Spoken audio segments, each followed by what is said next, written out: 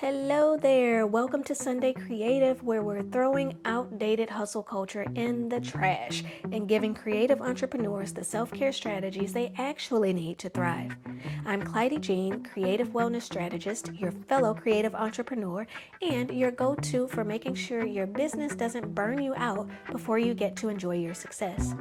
I'm talking real deal self care, the kind where we're all about balancing those big, bold, creative dreams with the energy and well being you need to sustain them. Because the real flex is a thriving business and a thriving you. So go ahead, grab your matcha, get comfy, and let's get into it. So, in episode 6, we talked a bit about shifting our perspectives on productivity and questioning why it is, in the first place, we are desiring more capacity to produce. And so, to kick it up a notch today, we are going to get into the nitty gritty and uncover the myths that are underlying the way you think about productivity, time management, and self care. These possibly keep you overworked and undernurtured. So I really want to get into these. And if you have more to add, I do want to hear from you. So are you ready? Let's dive on in. Let's talk productivity first. Everybody's always trying to be more productive. Sometimes I just call it the P word because it's like, it's almost this flagrant, foul word for me in the self-care world. Okay, bet. While I'm not a big fan of getting caught up in obsessing over doing more and more and more, for a jolt of dopamine, some people love it. And honestly, there's infinite demands on you as a business owner, and that creative brain of yours is trying to actually make it all happen. Let's get into the myths then. Myth number 1 around productivity. Being busy means being productive. Why don't you tell me, is that true? Yes or no? Truth, okay? Productivity is about being efficient by working on the things that matter towards making your big picture vision happen. When you have that big picture vision, things just line up, especially if you have it written down in a few sentences, 1 to 3 sentences. When you are getting lost, when you're getting out of focus, when you're feeling frustrated, when you're feeling foggy, you go back to that big picture vision and boom, boom, boom, boom, boom. You feel it in your soul because you did some soul work to get it out of you, and things simply start to align.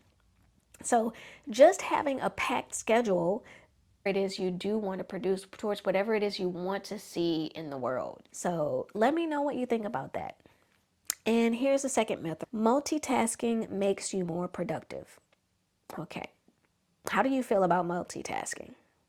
Well, studies show that multitasking makes you less efficient and riddles your work with mistakes. Mindfulness teaches us that focusing on one task at a time is much more effective and much more meaningful and fulfilling. You know, how many times do you get through checking off the to-do list and getting through your work day and all of those things, and you don't really feel great about it? It's just, okay, that happened. What if you could feel fulfilled from the work that you do? And that's what happens when we are in alignment with the work that we really want to bring into the world. And we're doing that instead of worrying so much about productivity for productivity's sake. Last myth on that I want to bring up is waking up at 5 a.m. makes you more productive. What do you think? Well, here's the truth. Productivity depends on working with your natural energy cycles, not forcing yourself into a wake time that feels horrible to. Now, if 5 a.m. feels great, if it feels natural, then of course, go get them. But just be careful and observant of your need for increased productivity. Getting wrapped up in the busy work often serves as a great way to spend less quality time with yourself, which makes it easy to ignore difficult feelings and thoughts that could arise. And there's healthier ways to deal with that, to deal with those thoughts and feelings instead of running and hiding from them by masking them with doing more, with productivity. You know what I mean? Okay, that was fun. How about now we look at some of those time management myths? Anybody? All right, so is anybody pointing the manage your time better finger at you these days? So here's a myth. You can manage time. Well, The truth is, it should be called priorities management because we can't manage time. The best we can do is prioritize something and focus on it as best we can to make that priority happen. Time is doing its own time thing, which is like bigger than us by infinite amounts of time. So it's our own priorities that we're managing, not time itself. Here's another myth, and let me know what you think about that. So yeah, here's another one. The more hours you work, the more you get done. Is that the case for you? Well, here's the truth. Overworking leads to fatigue and burnout and falling out of love with what you do. If you are staring at the computer for 9 hours, it doesn't mean that you're getting 9 hours of work done. It just means that you're staring at the computer for 9 hours, right? So working in alignment with your energy, like that's something that's more realistic and beneficial and productive. I'm going to go ahead and say that, and productive in terms of taking action and reaching the goals that you have for your creative biz. Here's the last myth for time management. You need a strict deadline. Now, here's the truth. Deadlines should be realistic and adaptable so you don't get stressed the F out by that looming end date.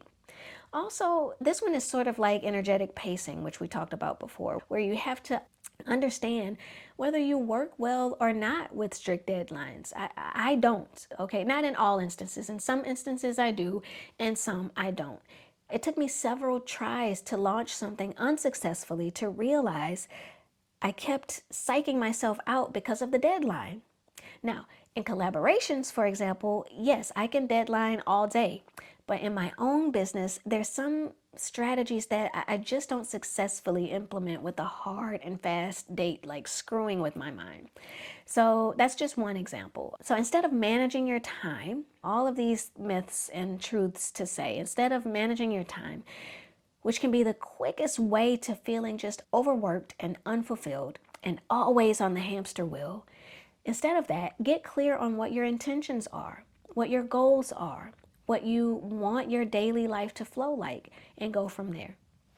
Now, you know I can't leave this episode without talking about self-care. So what are some of the self-care myths that might have you thinking that you need to skip past the nurture when doing your creative thing? Let's think on that. Here's one that's always put out there. Self-care is selfish.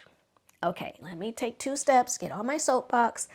Girl, look, I know you hear this one a lot. I do too, whether it's the myth or somebody debunking this myth. And even still, I have to address it because it's so ding dang dong important. Okay, listen up. Succeeding at self-care means creating well communities, which leads to well societies. And I don't mean to get all kumbaya and all, but it leads to a brighter future in some way, right? If more and more of us are nurturing ourselves and being well, if we're doing it right, and I don't mean like right, wrong, correct, incorrect, like doing it in a way that nurtures us the best, aka not just putting on a face mask and getting our nails done. If we are deepening our self-care, we ultimately reconnect to that which makes us human. And the more of us that do that, the more webs of connections of well people will develop. And that's just about the least selfish thing going on here. Don't you think? Okay, so yeah, if your self-care is simply buying a bunch of luxury stuff and calling it a day, yeah, I guess that could be considered some level of selfish. But real self-care, like when you're truly nurturing your soul, when you're getting clear on your needs and desires, when you're leaning into that self-awareness, yeah, no, that's not selfish. That's priming yourself for authentic, meaningful connections, which brings me to this myth. Self-care is all about spa days and indulgence. Here's the truth. This is pampering. Spa days and indulging, that's pampering yourself. Self-care includes things like setting boundaries, communicating clearly, letting go of external expectations, being more mindful, getting enough sleep, eating well, managing stress, not just pampering. Pampering is cool, but that's not self-care in and of itself. So yeah, when you're really engaging in true self-care, like deep self-care, it's really helpful for you in so many ways, and it positively affects the people around you and moves out in positive ripples around you. Here's another myth. You need a lot of time to actually implement self-care. Here's the truth, okay? I teach and coach all day, every day about micro moments of self care. Those small intentional actions like deep breathing, a short walk, a few minutes of journaling, relaxing yoga exercise. There's so many things you can do. And those little things, those little moments can add up to make a big positive impact on your nervous system and its ability to recover from moments of acute stress. So you don't need a lot of time for self-care. When you do have that time, yes, absolutely dedicate more time to it. But those days which are more packed, go ahead and implement little micro moments of self-care because they do actually make a measurable difference. Here's another myth. Self-care is only needed when you're stressed. And here's the truth. Proactive self-care prevents that accumulation of stress and stress and stress that leads to chronic stress and all of its health implications, medical implications, and burnout. Instead of reacting to stress after it's happened, we integrate self-care into our daily lives, just like with brushing your teeth. You don't wait until after you have a cavity to start brushing your teeth. You brush your teeth every morning and every night to prevent any of those things from happening. So the same thing with self-care is to prevent the burnout from happening, to prevent the chronic stress from giving us heart disease and things like that. And the last myth I want to go over is self-care is about doing what it takes to look good. And this one, I think, is going to be a little bit trickier to unravel because the marketing around self-care is all about thinness, about youth, faces that look very youthful, about, glowing skin and healthy hair that looks long and luscious. It's about fitting into this outfit and looking nice. The self-care that is marketed towards us, I would say like 85 or 90% of it is about looking good. But real self-care habits actually contribute to overall well-being, mental well-being, physical well-being, energetic well-being, even spiritual well-being, and our ability to access a sense of fulfillment in the activities that we do. And so when we're engaging in real, I'm going to call it real self-care, like deep self-care, like the 6 things that you find in my Sundae approach, then we have more access to experiencing our lives in a more fulfilling way. So which has nothing to do with looking good. I would shift that a little bit to accepting and honoring and loving the way we are in the world right now, physically and everything else.